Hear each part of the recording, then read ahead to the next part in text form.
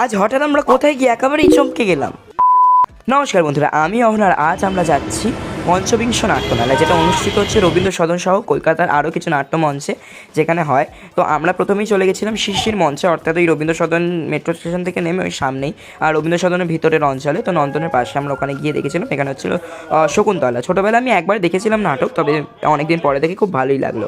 এরপর আমরা একটু বাইরে ঘুরে একটু চা ফা খেয়ে আমরা চলে গেছিলাম রবীন্দ্র সদনের যে মূল যে স্টেজটা, ওখানে গিয়েই আমি একেবারে চমকে গেলাম, কারণ অত সুন্দর নাটক আমি দেখিনি। মানে আমার যেহেতু খুব কম আমি নাটক দেখি, তার মধ্যে এই নাটকটা আমার খুব ভালো লাগলো। ওটার নাম ছিল 6 অগস্ট 1945, অর্থাৎ হিরোশিমা নাগাসাকির ওপর পুরো জিনিসটা। আমার পুরো গায়ে কাটা দিয়ে উঠেছিল, কারণ সুন্দরভাবে এটাকে কিন্তু প্রেজেন্ট করা হয়েছিল।